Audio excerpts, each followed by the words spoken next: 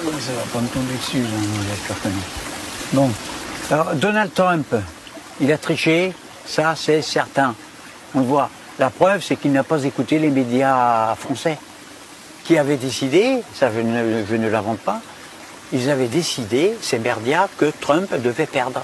Et en fait, si on y réfléchit bien, Trump a triché parce que dans les urnes, c'est lui qui a obtenu plus de voix que Kamala Harris. Et si c'est pas de la triche, ça, mais alors c'est quoi? Normalement, il n'aurait pas dû gagner puisque selon BFM, LCI et tous les merdias, il aurait dû perdre.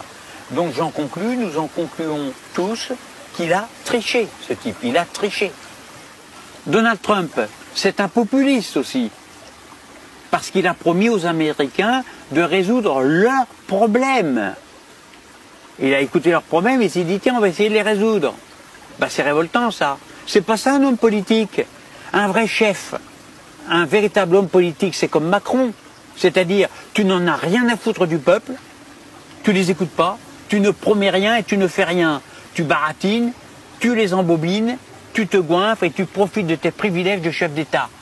Tu vis en parasite. C'est ça un homme politique. C'est ça. Alors maintenant, avec l'élection de Trump, la guerre en Ukraine, c'est terminé. Trump va abandonner l'Europe, la laisser seule face à ses responsabilités.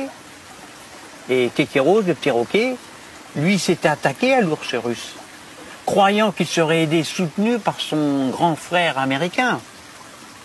Et Kekeros, maintenant, il est mal. Il l'a dans le luc, et profond. Pour une fois, je ne suis pas sûr que cette position lui fasse plaisir. Il va peut-être même devoir démissionner, à moins que ce soit le peuple qui lui botte les fesses manu militari. Le manu, il n'est pas à la fête en ce moment. Pas du tout, pas à la fête. Trump va donner un coup de pied dans le deep state, dans l'état profond, dans la fourmilière.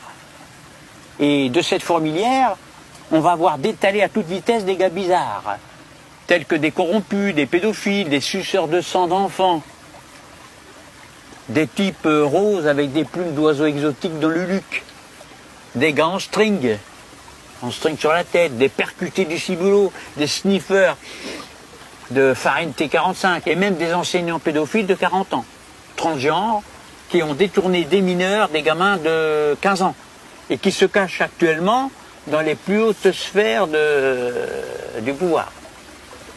Trump, il a tous les dossiers en main, et il est aidé par les services secrets russes et chinois. Il va les sortir, les dossiers, il va les sortir. Il va donner des noms. On comprend pourquoi il a essuyé plusieurs attentats. Cela dit, ça ne va pas être facile pour Trump. En effet, parce qu'au-dessus de sa tête, il y a une épée de Damoclès. Une balle perdue, une petite capsule de poison dans son bouillon du soir, une nouille explosive qu'on cache dans l'une de ses oreillettes. Eh bien oui, parce que quand les cafards sont éclairés, quand ils sont en pleine lumière, ils deviennent super agressifs, ils piquent, ils mordent, ils font tout ce qu'ils peuvent, quoi.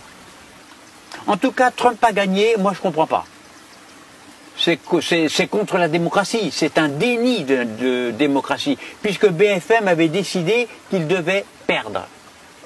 Mais alors, on peut se poser la question, à quoi servent nos merdias puisqu'ils ne sont pas capables d'imposer au peuple leur démocratie? À quoi ils servent? Ben, ça veut dire qu'ils sont impuissants. Bon, donc moi la conclusion, je n'ai plus envie de regarder les merdias.